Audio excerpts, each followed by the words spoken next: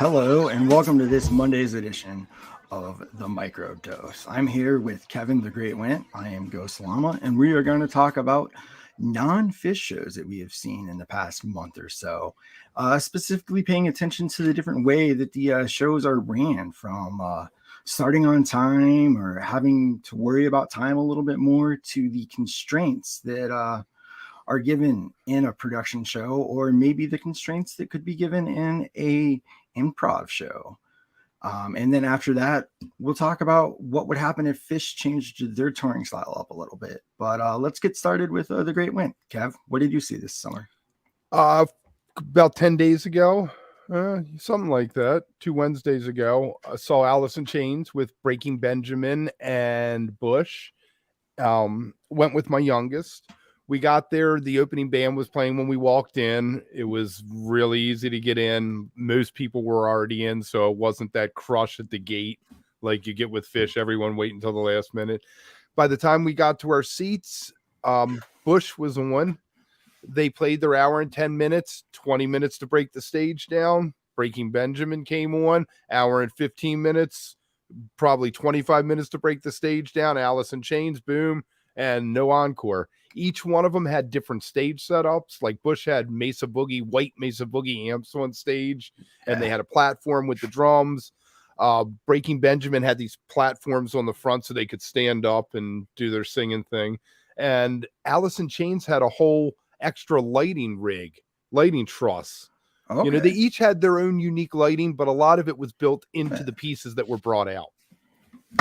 That's interesting, but basically it was the lighting that was your main visual that kind of gave you something other than the music to look at. Right, and they had the screens working like you always do at those sheds. Right. You know, so you could see the close-ups of it. Yeah, there wasn't any like smoke or, you know, anything like that. It was just the lighting and the bands. And okay, because I went to see Lizzo on her You Are Special tour here recently, and that's a full pop production. Like, I would say it rivals the New Year's Eve stuff that Fish puts on, in terms of like stage movement and the work that goes into it beforehand. And she has 2 openers for her, and again, everything just like your show has to be like down to the minute. You know, this is when the opener plays, this is when the opener ends, and the entire, you could kind of tell it was like a production, almost like watching a musical. Yes, where you know what's going to happen, but you're still interested in seeing what's going on. Are you a set list guy? I went and looked. I knew what Alice in Chains, Bush, and Breaking Benjamin were all playing, even though I knew none of the songs really. I knew what they were going to play walking into it. I try not to look at set lists. That way I don't get disappointed, you know, especially because you never know. And shows like this, when they do an encore, it could definitely be like, you might get a surprise song, right? You know, something different than the other city got. And, very few pop bands do. And I'm going to call Pearl Jam a pop band. Don't shoot me. But, you know, maybe 70% of their set list stays the same every night, but they rotate songs in and out and play stuff. I've never seen them, so I don't know what it's like on the inside with the lights for it, but I'm wondering how much that works like Fish's guy does. It's a live, you know, Chris is playing with Fish live. With Fish, right. Yeah. Which you don't get when you're doing the same show. It's probably all already saved. They probably press a button and it's programmed. Right. You know, which means that as an artist, you have to be even more like, you have to hit your mark, and you have to hit your mark, and you have to be perfect. Or if you mess up, you have to let it go because the next one's coming. Right. You can't vamp off of something if you stumble into anything, which is, you know, I think tough as an artist, probably. Yes, I do. And then there were certain times at Lizzo where you could tell there was like interaction with the crowd. Was there like built-in interaction with the crowd in Alice in Chains?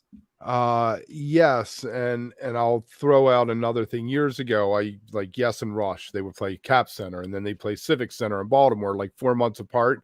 I'd always go see them both times because I was, oh my God, it's Rush. But with them, like stage banner, always the same. And I'm assuming that night to night, the stage banner probably was the same on the Alice in Chains tour. You know, they were going to make a before Nutmeg, there was a song Nutmeg or something like that they dedicated to the singer who would pass. I'm sure that little speech is the same every night at the same place in the set, you know? Right. Yeah.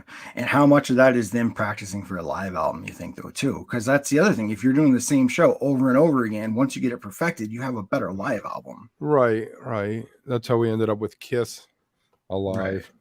Now, let's just say hypothetically, Phish went to a full production show where it was basically like a New Year's Eve kind of show, but it was the same every night. The only thing that changed was the encore. You would get different encore songs. How many times during that run would you go and see that show? Once. Even if it was like a few months apart. I mean, I guess if there was nothing else going on, but it wouldn't hold the same attract. No, I would probably go because I'd want to hang out with my friends. Right. And that's as much for it. A lot of the time for me is I want to hang out with these people and just, you know, right. So it becomes secondary, but I don't know. I think that would kill them. They couldn't play the same places they play anymore. They would have to completely downsize to theaters again. You would think. I mean, there are a lot of people who will go and see the same show, though, you know, because they love a band and they just want to hear that music live. And I mean, I would definitely, if they were doing a 3-night run in Chicago and I knew they were going to play the same show every night, I think I would go 2 out of the 3 nights. Okay. You know, because you're going to catch stuff you didn't see the first time around, you know, like once you know the songs, you can kind of pay more attention to the background and the details that are happening. And I think that's just as much. Right. Now, do you think that they could do something? Let's say they had a 3-night run, but they, for the show, they had picked out a pool of 40 songs. So they could have some change night to night, but it would basically be the same, you know, that we that's the purpose of the encore is you have different songs in the encore that are different. But let's hear what our producer has to say. Yeah, I'm jumping in.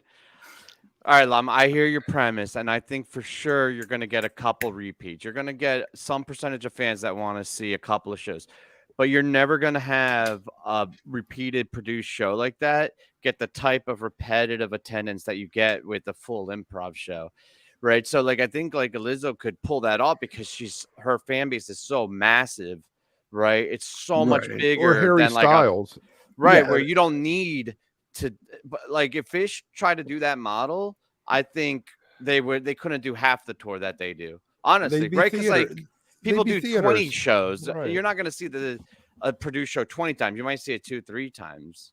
Right. I don't know. Also, it's funny too because I felt like I did see a show that was like not Phish, and I felt like there was a little more excitement in the crowd because people had been waiting and hadn't seen it in a year. They weren't jaded, right? Oh, so there was like they weren't like comparing it to the night before, whatever. It was Who just did you see? It was my wife is a My Chemical Romance fan, so we went and saw them. And he had to preface it with that. My wife. No, but all right, great band. They're a great band. Dude, they was a phenomenal show. But like, regardless, I think even if it wasn't them, the fact that it's like people aren't going out and going on tour with these bands is like a special treat. You know what I mean? It's almost like that special dessert. There was that excitement, whereas maybe with the bands that we go and see a bunch, we take that for granted and we lose the little bit of the specialness of going to see a concert. We don't even call it a concert. We call it a show. Right? That's the whole bullshit because you go on a show because you're going to see fucking 20 shows and be all jaded about it. Right. Anyway, that was my 2 cents. I'll jump out. Unless you want to talk more. Well, I think that's a good spot to wrap up here for this microdose. Oh yeah, I keep forgetting it's a microdose. I love it. We're going to talk more about this on Wednesday. Make sure you check out Live because we have Andy Bernstein coming on from Headcount and author of the Farmer's Almanac. I can't wait. We probably will get into. Oh my God, it's going to be so incredible. It's going to be awesome. Make sure you like and subscribe. Yeah, like and subscribe. Thanks, man. Ring that bell.